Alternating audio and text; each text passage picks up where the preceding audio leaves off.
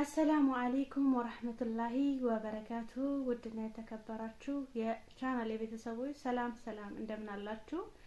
እንዲሁም የክርስትና እምነት ተከታይ ወገኖቼ ሰላም ብያለሁ። በያላችሁበት ሰላማችሁ ይብዛ። እንግዲህ ዛሬም ታጠርባለች ቪዲዮ ተመልሼ ተከስቻለሁ ማለት ነው። ለዚህ ቻናል አዲስ ከሆናችሁ ሰብስክራይብ፣ ሼር፣ ኮሜንት በማድረግ ቤተሰብ ይሁኑ። እንግዲህ ብዙ ጊዜ የሚነሳው ነገር ድምጽሽ አይሰማም ትሉኛላችሁ። እኔ እንግዲህ ድምጼ ያለኝን ነው የምጠቀመው። እንግዲህ ይሄ ነው ድምጼ። በእርግጥ ማይክ ስለማልጠቀም ሊሆን ይችላል። ኢንሻአላህ በቅርብ ቀን ማይክ እጠቀማለሁ። እንግዲህ ይሰማችኋል ብዬ ተስፋ አደርጋለሁ ኢንሻአላህ።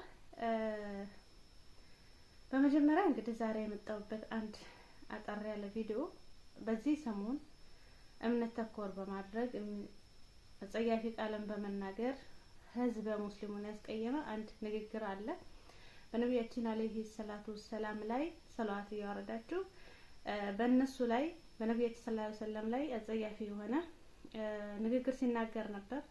እሱም አንድ የኦርቶዶክስ እምነት ተከታይ ወገናችን ነውና ብዙዎችን ያስቆጣ እንዲሁም ደግሞ አንዳንድ የእምነቱ ባለቤት ኦርቶዶክሳውያኖች እንዲሁም የሌላ እምነት ተከታዮችም እኛን አይወክለንም የሚሉም አሉ። እንዲሁም ደግሞ እሱን ደግፈው የሚንቀሳቀሱም ወጣቶች አሉ ማለት ነው። እኔ እሱንም የሚደግፉትን ወጣቶች ወይም ደግሞ የሚቀረኑትን የኦርቶዶክስ እምነት ተከታዮች አይደለም እያልኩ ያለሁትና ነብያችን ሰለላሁ ዐለይሂ ወሰለም በጣም በሚሊየን ህዝብ የሚከተላቸው ሙስሊም ህብረተሰብ አላቸው። እንዲሁም ደግሞ የሌላ እምነት ተከታዮችም የሚወዷቸው ስራቸውን የሚያደንቁላቸው በጣም ብዙዎች አሉ። አልহামዱሊላህ አላ ነዕመተል ኢስላም። ምክንያቱም እስልምና ሰዎችን እንድንጠላ ወይም ደግሞ ህዝብን ከህዝብ እንድናጋጭ ወይም ደግሞ እናንተ እንደምትሉት አራጅ ወይም ሌላ እናንተ እንደምትሉት አይደለም። ምክንያቱም እኛ አላህ Subhanahu Wa Ta'ala ቁርአን ላይ የጻፈልን የደነገገልን ነብዩ ሰለላሁ ዐለይሂ ወሰለም በሪሳላነት ያመጡልንን ያስተማሩንን አይደለም የሌላን እምነት መንካት ቀርቶ አይደለም የሰውን ህይወት ማጥፋት ቀርቶ ቅጠል እንኳን አላግባብ እንድትቆረጥ የሚያዝ ዲን የለንም። አልহামዱሊላህ። ምክንያቱም እስልምና በጣም የሚጠነቀቀው አይደለም ለሰው ህይወት ማጥፋት። ብዙዎች ዛሬ ላይ አይታችሁት ከሆነ እፎይ የሚባለውን እዚህ ጋር የምታዩትን የኦርቶዶክስ እምነት ተከታይ ወገናችን ይሄ ነው ሲሳደብ የነበረው ማለት ነው። እና ብዙዎች ደግሞ እሱ ጋር ደግፈው የቆሙም አሉ። እኛ ኢትዮጵያውያኖች በጣም በብዙ ጊዜ የምንታወቀው ተከባብረን በመኖር ነው። ረጅሙን ህይወታችንን ጎረቤታሞች ሆነን አብረን ስንበላ ስንጠጣ ስንዋደድ ኢድን አብረን ስናፈጥር ፍጡሩን አብረን ስናፈጥር ስንስቅ ኢድን በጋራ ስናከብር ብዙ ጊዜ የምንተዋወቁ ኢትዮጵያውያኖች በዚህ መልኩ ነበርና አሁን ላይ ግን ሶሻል ሚዲያ ላይ እየመጡ ማንንም እምነት እየረገጡ አይዞህ አለሁ ከጎንህ ነኝ የሚሉ በጣም ብዙዎች አሉ። የሚያዋጣን እንደ ኢትዮጵያውያኖች ብቻ ሳይሆን እንደ ሰውኛ ተከባብረን ስንኖር ነው። እኔ ያንተን እምነት አንተ የኔን እምነት አንቺ የኔን እምነት እኔ ያንቺን እምነት ላከብር ይገባኛል። እንግዲህ አሁን ላይ ኦርቶዶክስ የሆነው ወገራችን ይሳደብ ነበር። ብዙ ጊዜ ውሱ ጋር በጣም በርካታ እህቶቻችን እየመጡ ይሰልማሉ። ወንድሞቻችን የታወቀ ነው። ግን አስገድዷቸው አይደለም ወደ ዲነል ኢስላም የሚመጡት። ማንንም ሰው ዲነል ኢስላም ላይ ሲገባ ተገዶ አይገባም። አንብባችሁ እምነታችሁን በደንብ አንብቡት። ሲጀመር እምነታችሁን አንብባችሁ እውቀት ላይ ስትደርሱ ምን አይነት ጥያቄ ነው እስልምና ወይም ኦርቶዶክሳውያን ያልመለሰልን ጥያቄ ወይም ሌላው እምነት ተከታይ አንብባችሁ የራሳችሁን መጽሐፍ ሲጀመር አንብባችሁ ከዛ በኋላ ያልተመለሰላችሁ ጥያቄ ካለ ጥያቄያችሁን ለመጠየቅ ወደ እስልምና እምነት አስተማሪዎች ወይም ደግሞ ንጽጽር የሚሰሩ ልጆች ጋር መምጣት ትችላላችሁ። እንደምታውቁው ሁሱ ንጽጽር ነው የሚሰራው። በጣም አላህ አጅሩን ይክተብለት መልካም ወጣት አክብሮት ያለው ህዝብን እንደ ህዝብ የሚያስተናግድ ኦርቶዶክሶችን በሰዓት አናግሮ አስተምሮ ለጥያቄው መልስ ሰጥቶ የሚመልስ ወንድማችን ነው። ጀዛኩሙላሁ ኸይራን። አንዳንድ ልጆች ግን እዛ ጋር ይትመጡና ጥያቄ ጠይቃችሁ ጥያቄውን መመለስ ሲያቅታችሁ ተሰርባችሁ ትወጣላችሁ። መሳደብ ትርጉም የለውም። ማንኛችንም ላይ ቢሆን እኔ ለምፈልገው ጥያቄ እኔ ለምፈልገው እውቀት መልስ ማግኘት እንጂ ስድቡን ምን ያመጣዋል? ስድቡን ትናንትና ላይ አንድ ልጅ ሲሳደብ ላይ ነበር እንዲያጋጣሚ ያየሁት ነበርና ጥያቄ ጠየቀ።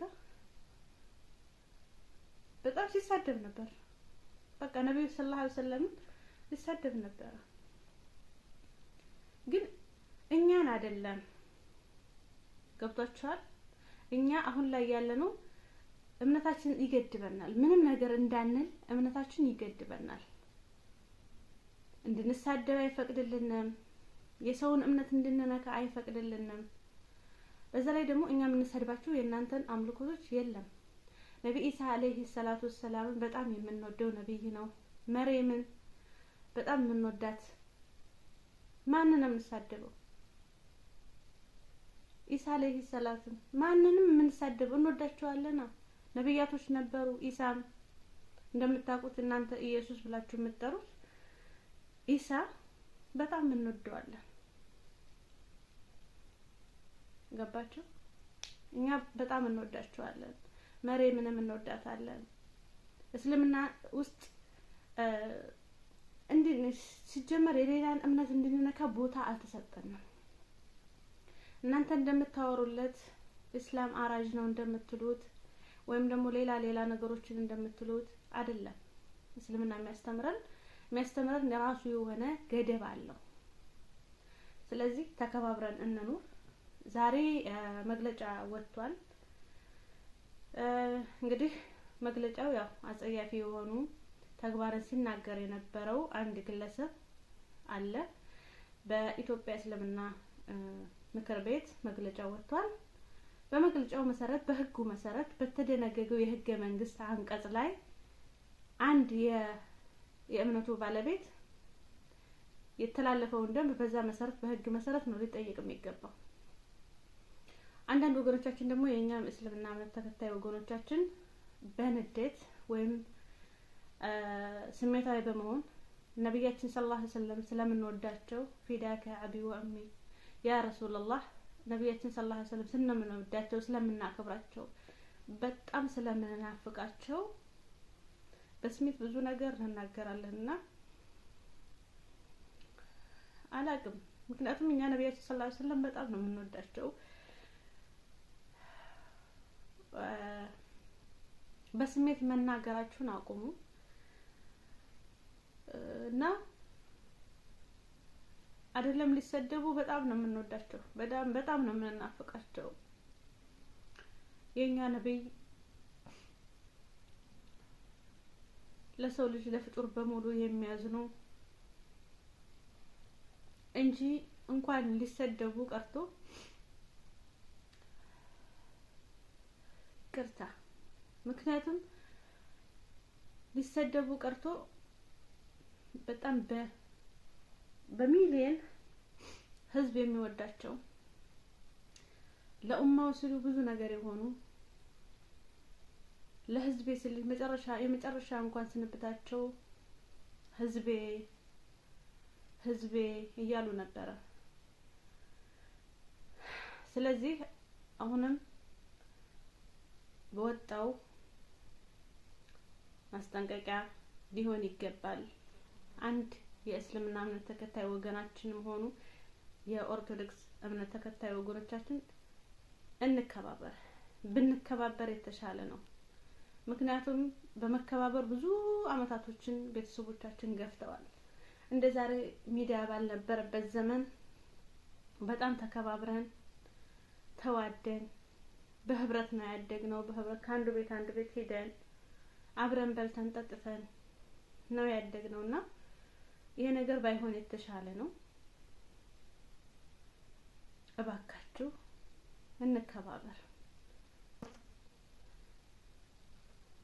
ብንከባበር የተሻለ ነው እና አሁንም ቢሆን ጊዜው ገና ነው፣ ቅርብ ነው። የተሳሳተ ሰው ካለ በህጉ መሰረት እንዲጠየቅ የምንጊዜም የሚተላለፉ ነገሮች አሉ። ዛሬም ላይ የእስልምና ምክር ቤት ያወጣው ማስጠንቀቂያ አለ። በዛ መሰረት በህገ መንግስቱ መሰረት እንዲጠይቁልን ነው እኛ የምንፈልገው። ሌላ ምንም የሚፈለግ ነገር የለም። ገባችሁ አይደል? እምነት ቀላል አይደለም። አንዳንድ ሰዓት ላይ የሌሎችን እምነት እናንቋሽሻለን ሲባል የራስን እምነት እንገላለን፣ የራስን እምነት እናዋርዳለን።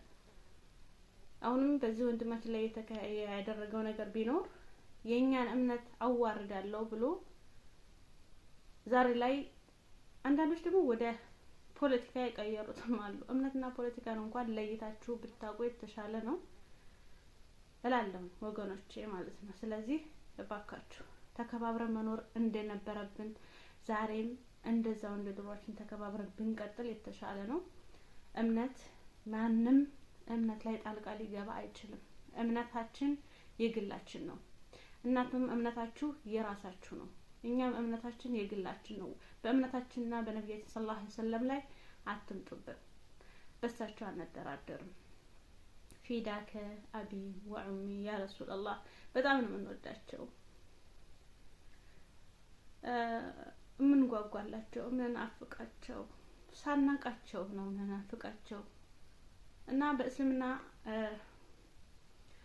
ውስጥ እየገባችሁ እምነታችንን አትንኩብን ነው የምንለው። ሌላ የምንለው ነገር የለንም። ምክንያቱም እኛ ሰው እምነት ላይ አንደርስም። እንድንሳደብ አይፈቀድልንም።